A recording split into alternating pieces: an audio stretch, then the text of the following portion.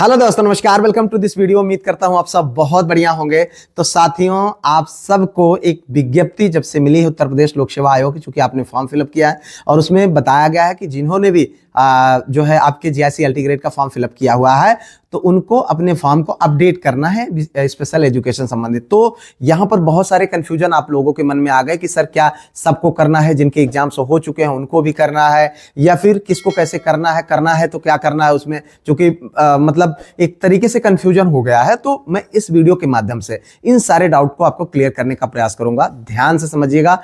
आप सबसे पहले इस विज्ञप्ति को देखिए जो आपके मोबाइल के स्क्रीन पर दिख रही है। यहां पर उत्तर प्रदेश लोक सेवा आयोग के द्वारा जारी, इसके तीसरे पैराग्राफ को आप देखिए। यहां पर दिया गया, अतः अभ्यर्थियों को निर्देशित किया जाता है कि दिनांक 29/12/2025 से 7/1/2026 तक आवेदित किए गए सभी विषयों का, ध्यान दीजिएगा, सभी विषयों का लिखा हुआ, तो इसका मतलब है कि सब लोग, ठीक है, के सापेक्ष अपेक्षित सूचना अपडेट करना सुनिश्चित करें, अन्यथा की स्थिति में विशिष्ट योग्यता वाले पदों हेतु उनके आवेदन पर विचार किया जाना संभव नहीं होगा। तो सबसे पहली चीज यहां पर कहा तो सबको गया है, लेकिन गलत किसके साथ होगा? जिन विशिष्ट योग्यता वाले हैं। विशिष्ट योग्यता मतलब जैसे डिसेबिलिटी वाले को आपको पढ़ाने या दिव्यांग छात्रों को पढ़ाने के लिए। देखिए, आपने जब ये फॉर्म आया हुआ था वहां पर कुछ पद जो है जो दिव्यांगता वाले लोग थे उनके लिए अलग से रिक्त था कि हाँ स्पेशल आप हैं तो उनके लिए आप फॉर्म फिलअप कर सकते हैं। तो यहां पर आपको फॉर्म अपडेट करना चाहे, देखो, मन की संतुष्टि के लिए सब लोग कर दीजिए। मैं तो यही सलाह दूंगा, कोई टेंशन मत लेना, 2 मिनट लगेगा, फॉर्म को खोलिए, अपडेट कर दीजिए, बात खत्म हो गई। अगर आप चाहते हैं तो कोई दिक्कत नहीं है, ठीक है। अगर आप नहीं भी कर पाते हैं किसी कारणवश तो आप सामान्यतः हिंदी से फॉर्म भरे हैं, एसएसटी से फॉर्म भरे हैं, अंग्रेजी से फॉर्म भरे हैं, या किसी अन्य विषय जो सामान्य विषय उनसे फॉर्म भरे हैं, और आप जनरल तरीके से, एकदम सामान्य तरीके से, आप चाहे ओबीसी, एससी, एसटी, जिस भी कैटेगरी के हैं, सामान्य तरीके से आपने फॉर्म फिलअप किया, तो आपको किसी तरीके की टेंशन लेने की जरूरत है ही नहीं, आपका कुछ नहीं होने वाला। लेकिन उन साथियों, अब देखो, हाँ, पहले इस फॉर्म को ही हम खोल लेते हैं। यहाँ पर आपको जब फॉर्म अपने लोक सेवा आयोग की साइट पर आप जाइए, वहां पर आप अपने ओटीआर को फिलअप करिए। ओटीआर को फिलअप करेंगे, आपका फॉर्म खुल जाएगा जिसमें आपकी जनरल डिटेल सामने आ जाएगी। उसको मैं आपको नहीं दिखा रहा हूं क्योंकि वो आपको जरूरत भी नहीं है, आप सब इतना जानते हैं।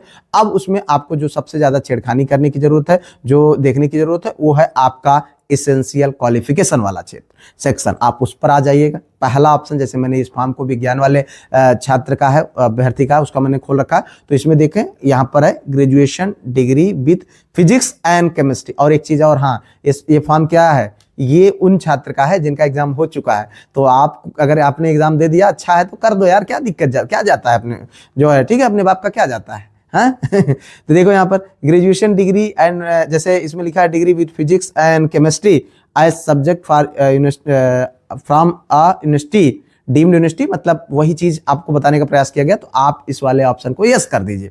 बाकी तीनों देखो, डिपार्टमेंट ऑफ जो है empowerment of persons with disability, ठीक है, इस तरीके के तीनों ऑप्शन है। अगर उनमें से आपकी कोई योग्यता है डिसेबिलिटी से संबंधित और डिसेबिलिटी वाली कैटेगरी में आपने फॉर्म फिलअप किया हुआ है, तब आपको यस करना है, अन्यथा तीनों नीचे वाले ऑप्शन को नो कर दीजिए और आराम से फॉर्म आपका फिलअप हो गया, सो जाइए, कोई दिक्कत नहीं, मतलब पढ़ना शुरू करिए, ये टेंशन मत पालिए। अब मैं देख रहा हूँ कल से आप लोगों के बहुत सारे कॉल्स आए, मैसेज आए, कमेंट्स आए कि सर क्या करना है, कैसे करना है। अरे कुछ नहीं है यार, सिर्फ आप जो है इसको एक बार अपडेट कर दीजिए और बिंदास रहिए, इससे कुछ होने वाला नहीं है। ये उनके लिए था जो डिसेबिलिटी की योग्यता रखते हैं, मतलब स्पेशल उनके पास एजुकेशन। हम आप नॉर्मल जो छात्र हैं, स्टूडेंट, अभ्यर्थी हैं, जिन्होंने सामान्यतः बीएड किया हुआ है और फॉर्म फिलअप किए, उनके लिए कुछ नहीं है। वो नहीं भी करेंगे तो कोई दिक्कत नहीं होने वाली है, ठीक है। बाकी आप अपने तैयारी को लेकर के अभ्यस्त रहिए और लगातार मेहनत करिए जितना हो सके। आप जान रहे हैं जीएस के लिए लगातार मेहनत कर रहा हूँ यार, अब मैराथन भी शुरू कर दिया है, तो आप उनको देखिए। और अगर आपका कोई सुझाव हो तो आप उसको जरूर दीजिएगा, और पीडीएफ ग्रुप ज्वाइन कर लीजिए, समय कम है, आप उससे पढ़ डालिए, ठीक है। फिलहाल मिलते हैं किसी और वीडियो में किसी और टॉपिक पर, तब तक के लिए जय Hind, Vande Mataram, best of luck.